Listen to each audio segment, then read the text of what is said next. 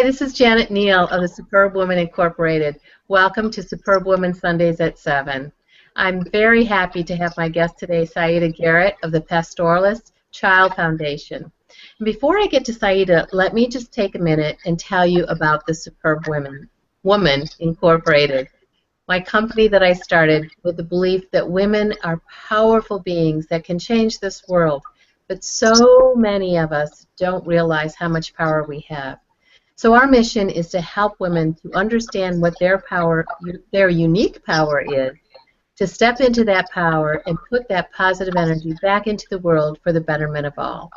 I believe that a superb woman is a woman who's comfortable in her own skin, who knows what her talents, her values, her strengths are, and uses all of those to put back out that positive energy. She's doing something that's making a difference in the world. And Sayydah is one of those women. I met Sayydah, I don't know, a year or so ago through a mutual friend, Barbara Clark Ruiz, who actually will be my guest next week. And we are neighbors and didn't even know it for many, many years. Sayydah is a person who has wonderful stories, and that's really the reason why I am bringing this to all of you, because I'm meeting these amazing women on my path, and I know that I get inspired by the stories that I hear from them, how they came to be who they are, what they're doing today. Just like Oprah's masterclass. It's just my version of that, bringing you real people who are doing real wonderful things in the world. So Sayyidah's got great stories. I heard a story about how her parents met. I heard how she met her husband, Grammy Award-winning jazz saxophonist Kenny Garrett. And I heard this amazing story that I want her to tell us now about how she came to know about and start the Pastoralist Child Foundation. And if I'm saying that incorrectly, please correct me. So Sayydah, welcome, and tell us how you got to be where you are today. Good evening, and thank you, Janet, for inviting me to speak this evening. I'm looking forward to our conversation. Well, I started Pastoralist Child Foundation about 1.5 years ago. It wasn't planned at all. I wanted to go to Kenya on safari to see my favorite animal, the elephant, in its natural habitat. So I went on safari in August of 2010, and my itinerary included the daily safaris, and it also included a visit to a Maasai village in Samburu called Namayana. So when I visited the village, I was by myself, and I was welcomed by a group of women who were singing songs, and then I joined in with the dancing with the men and the women, and they decorated me with their beautiful Maasai beads, and I just felt like I was a member of their family. And it was great because I was actually the only visitor that day. So I really experienced, a couple of hours of what it was like to be in the village, and visited the manyata, which is the hut that the women build that they live in, and played with the children and learned about their culture, what they eat. They basically just eat meat, blood from the animal, and milk from the cattle. And pastoralists are semi-nomadic tribes who their livelihood depends on the livestock of cattle and goats. So those are pastoralists, and they are semi-nomadic. So one of the villagers said, let me take pictures of you with your camera. You're by yourself, so allow me to take pictures. And I handed over the camera. And after being there for about an hour and a half, I went back to the lodge, and I was so excited. And one of the waiters in the restaurant, his name is Samuel, I was like, Samuel, come here, come here.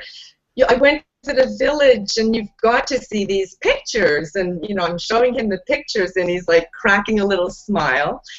And so finally he says, well, this is my sister, and that's my half-brother, who was actually the guide in the village. This is my uncle. This is my village. This is where I live. Wow. So I was like, amazed. And So we ended up talking and, you know, looking at more pictures, and he's telling me more about his culture, his family, et cetera, et cetera. And then he got very serious, and he just said, in these exact words, he said, Sayydah, I want to start a community-based organization to eradicate female genital mutilation and forced marriages before it's my youngest sister's turn to get cut. And I was like, what did he just say? You know, I'm like pretty much a perfect stranger, but he's talking about FGM and forced marriage and whatnot. So, you know, he tells me a little bit more, and he says, you know, girls 9, 10, 11, 12 years old are getting mutilated. They're being forced to marry older men, not the man of their choice, older men who are polygamous, who are sometimes HIV positive. He said these girls should be in school. They should be getting an education. So this is why I want to start a community-based organization, which is in America we call a nonprofit organization. So I said, I'd like to help you. You know, what can I do to help? I've worked in nonprofit before. I know a lot of people. I can help fundraise. I'm a certified grant writer. I'm willing to help you. I live in New Jersey, 8,000 miles away, but, you know, I'll help you. And so he just said, great, you will be our president. I just said, okay. And here we are a year and a half later. We're registered in Kenya. We registered there first, and then we received 501c3 tax-exempt charity, public charity status in August of 2013. We have started educational workshops for girls as well as adults, elders, from children to elders. And we have 6 girls who are attending private boarding schools. Some of the girls are actually sponsored by friends right here in our town where we live. And we hope to sponsor more girls to get more girls into school, because when you educate a girl, you educate a community. Mm-hmm. And when the girls are in school, they're safer, they're happier, they're healthier. They have dreams and hopes and dreams, just like all girls around the school, to be doctors and architects and lawyers, social workers, nurses, so that they can help their communities move forward. So FGM is a harmful tribal practice. We are trying to get more people on board, especially the elders who everyone, you know, has such respect for. They really revere their elders. So it's a matter of educating the elders and saying, you know, how about having alternative rites of passage to womanhood, rather than this harmful practice which causes so many negative health effects, psychological effects. So this is what we're doing with the Pastoralist Child Foundation. So this is such a timely topic in light of everything that's been going on in the news these days. Yes. So, I mean, you started this well before everything that's been happening now. So how do you, being here in New Jersey, how do you help affect that kind of change over there, or do you have people on the ground over there that are doing the work? We do have people on the ground over there. Samuel is the founder and director of Samburu Circuit, so he manages the daily business of, you know, the nonprofit organization by interviewing girls that we want to send to school, setting up educational workshops, visiting the families, visiting the schools, the principals, the girls, making sure they're staying on track with their studies, their lives. And we also have another woman in Masai Mara. Her name is Joyce Koitumet, and I met her on the second part of my safari when I went to Masai Mara. She is a receptionist at the eco-tented camp that I stayed at. And when we were walking to her village one day, I told her, you know, that Samuel and I had talked about starting an NGO or CBO. And the first thing she said was, I want to help. So she's in Masai Mara overseeing the 2 girls that we have sponsored over there, sending us report cards, meeting with teachers. So, you know, we're doing things in New Jersey as far as fundraising. the social media, contacting foundations. It's pretty much a one-woman operation here in New Jersey at this moment. And we also have wonderful volunteers in Samburu who are helping with setting up the workshops, even facilitating workshops. So yes, there are people, working in Kenya, absolutely, on the ground. Great. Yeah. Well, I know you absolutely are passionate about it, and I know that you've done a lot of different things. If people want to get involved, how is the best way for them to get involved or to learn more? The best way to get involved would be to go to our website, which is www.pastoralist, which is spelled PASTORALIST child-foundation.org. And there's an email address on there, info@pastoralistchildfoundation.org. They can sign up for our newsletter to stay in the loop as to what's happening. Visit our Facebook page. We try to update it daily, every other day, with information on our activities, our fundraisers. We have a fundraiser going on right now on umojawa.com, which is to raise about $3,000 for an alternative rite of passage, which we'd like to do this August. It's during April and August, when the girls are on vacation, that they're rounded up and forced to undergo the female genital mutilation. So if we can have this workshop in August, we will basically save 60 girls from being mutilated. Wow. And is this is anyone else doing something like this? In America, there is one other organization that I'm familiar with. It's the Kakenya School. It's based out of Washington, D.C., but the woman who runs it, her name is Kakenya. She's actually from Masai Mara in Kenya. And she was a CNN hero this year. So there was a lot of awareness raising with her being, a CNN hero. So the discussion is starting here in America because, unfortunately, many cultures who are here in Europe are practicing this underground. So we're raising awareness that, yes, it's happening in America, but we would like to stop it, eradicate it in Kenya before it becomes widespread in America. Right. Well, I just think your story is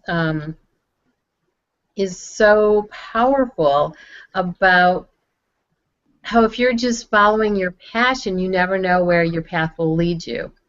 Right. So here you started off with your passion about elephants. Yes. And you ended up with a foundation. I ended up with a foundation, yes. I guess God had a bigger plan for me. It's like, yeah, okay, you'll see the nice big elephants, but, you're going to return to New Jersey with, a promise to help, people. So, yes, you never know how life is going to turn out. But life prepares you for things like this. Yeah, and that's exactly what I was just going to ask you. How has life prepared you for this? What else in your life has gone on that made you feel like, yeah, I can do this? I can take this on. It seems to be my life story where I will do something for a certain period of time. Like I worked as an executive assistant at American Express Bank for 9+ years. So I got a lot of the skills of working with people, all the administrative type work. It was a correspondent banking part of American Express Bank. So I was in conversation with people in Europe, Middle East, and Africa. So I love languages. So that part of, meeting new people, learning about their cultures and whatnot was one step. My parents always did community service. I remember as young as 7, 8 years old when we were I'm from Canada, just one summer day, a busload of people from Africa stopped in front of our house. And they had arrived, it was an exchange program, and they had arrived one day early, so their hotels and lodging weren't ready. So somebody said, oh, just send them to the Thomas family. They'll know what to do with all these people, because they know people and they'll know where to put them up overnight, and so just seeing things where my parents could just, on the spur of the moment, just figure things out. Find solutions to problems. Because my mother especially has a lot of common sense. She says, I have a PhD in the common sense. And it's so true. And then, then I worked for a homeless agency right here in New Jersey in Plainfield, where I got the skills. I got certified in writing grant proposals, fundraising, managing our golf outings, again, making presentations to people. And then other jobs, where I had to stand up and make presentations as an Amway distributor in front of a room full of strangers, trying to be convincing, and just, my life brought me to this point for a reason. And I'm loving it. I'm really enjoying it. It has its ups and downs, but it's something that I think I'll be doing for a long time. That's great. So you had mentioned your parents, who were very much an influence for you. And as I like to say often, it takes a village. We can't all do this up by ourselves. Who else has been very influential for you in getting you to where you are today? I'd have to say, in general, nobody really specific. My husband of 30 years has been influential as far as telling me, find your passion, go after your passion. If there's something that you want to do, don't wait till you're a senior citizen. Don't wait till you're 65. He travels around the world and he sees, older people who are going on their first or second trip when they're in their 60s and not as healthy as they could be and whatnot. So he says, if you have the opportunity to do something, you have the ability, do it. So yes, definitely my husband, and friends and people who I've met along the way. Excellent. Now, you seem to be a woman who is very comfortable in her own skin. Have you always been like that? I would say for the most part, yes. I've always been self-confident, knowing what my limitations are as a human being, not just as a woman, but as a human being. And I think as you get older, you start shedding. You start shedding the things that you think you should do. But then, you come to a point, I think for me it was more when I turned around 40 years old. Oops. That was just the other day. Younger, right? No. So, no, at the age of 40, I just said to myself, I'm 40 now. I can do what I want to do, say what I want to do. I have life experience. I have a good head on my shoulders. I'm relatively smart. And you just come to a point where, yes, you're comfortable in your own skin, but then you're even more comfortable in your own skin, where you don't feel like you have to go out with the lipstick and the eyeliner and, all the makeup and looking perfect. And it's like, come on, relax. It's no big deal. So I like how you said you shed the shoulds. I shed the shoulds. Yeah. So what are a couple of shoulds besides this needing to impress? What else have you let go of? I let go of? Feeling like I have to exercise a certain amount of hours every week. The Pilates are, pushed aside a little bit more, and exercising, I don't feel like I have to, be in perfect physical shape. If my mind is good and my mind is sharp and clear and, I'm doing good things for humanity, for me that is more important. So shedding the mental weight. We always talk about shedding pounds, but shedding the mental garbage, the mental, things that clutter our minds. So So how do you do that? How do you shed that's a great analogy. And how have you been able to do that, to let go of those thoughts? I let go of those thoughts by focusing on what is more important. You often hear people saying, I have too much on my plate, you know, and so as much as I love to eat, but that's the food, right? But in life, there are maybe 2, 3, 4 things that I'm willing to do. I'm not willing to spread myself thin, right, where I won't do as good a job doing so many things, but I'd rather concentrate on doing 2, 3, maximum 4 things at a time. Not so much at a time, but, you know, in spurts. Yeah. So how did you, so it sounds like it's a prioritization based on your values. Based on my values, based on my time, based on, you know, how much time I have that I can devote to the things that I like to do. Yes. Great, great. And this is something that, do you like check in with yourself on a monthly basis, or is it something that's kind of more organic? That it's very organic. I'm a bit of a procrastinator, and I've never been the type of person who will plan things so much in advance. So, excuse me, I go with the flow. You know, I really live in the moment, so to speak. I go with the flow. Whatever comes to me, I hope that I can handle. I've been blessed in that I haven't had, you know, major challenges in my life, but I keep a very positive outlook.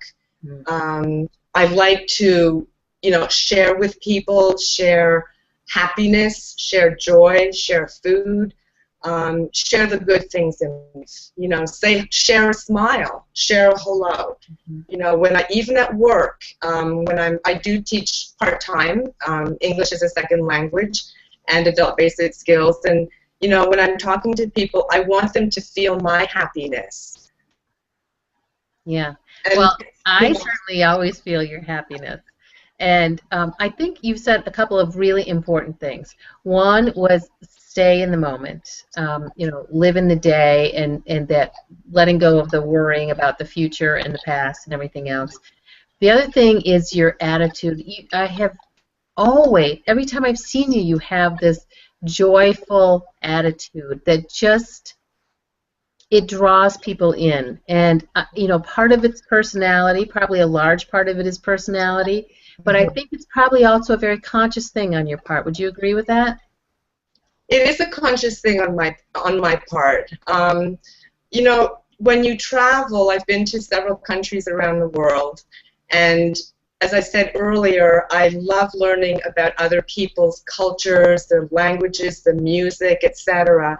And when you know that, and you've traveled to some, you know, a third world country or a Caribbean island where there's a lot of poverty, it's a reminder. Why should I renovate my kitchen? You know, why should I buy another car when the one that I've been driving for 23 years works just fine? So it's a matter of, you know, not so much for me, but for others, you know, giving back to the community, helping my little neighbor across the street. I actually have a personal mission. You know, every organization has a, whether it's for-profit or non-profit, has a mission statement. My mission statement is, tell me what you want and I'll help you get it. That's what I'm about. That's beautiful. That's really beautiful. So what's next for you? Well, continuing to work with the Pastoralist Child Foundation. Our long-term goal is to actually have our own schools. We would like to have an elementary school, or primary school as they call it in Kenya, a primary school, and a Pastoralist Child Foundation high school, or secondary school as they call it in Kenya. That's what we're working towards, is to have our own school where everyone is in the same place. It would just make logistics easier. And of course, it would be a boarding school. Pardon? Is it just for girls, or is it for boys and girls? To begin with, it would be just for girls, yes, because girls are marginalized. So, you know, boys automatically get to go to school, but because girls are married off at a young age, they really don't get the opportunity to continue their education. So yes, it would be for girls to begin with. And as we grow, we'll see, you know, how it goes. Okay, Yeah. great. Well, and again, if people want more information on that, they would go to your website and find out more information. Absolutely, yes. More than welcome to contact us. We're very good at, you know, returning emails, returning phone calls. Our contact information is on the website, yes. So we welcome viewers to contact us if you have ideas on fundraising, on volunteering. We're new, so, you know, if you have ideas, feedback, please, please let us know. We'll be happy to talk to you about that. Excellent, excellent. Well, Sayydah, I just want to thank you so much for being a part of Superb Woman Sundays at 7. I think you are a superb example of a superb woman, and I'm just very grateful for you to share your time with us today. Thank you very much for having me. It was a pleasure. Thank you.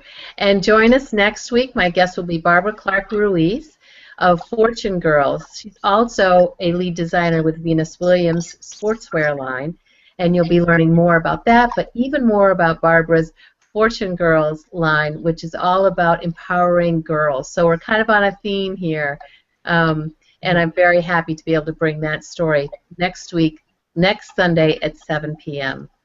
Have a wonderful, superb week. We'll see you next week.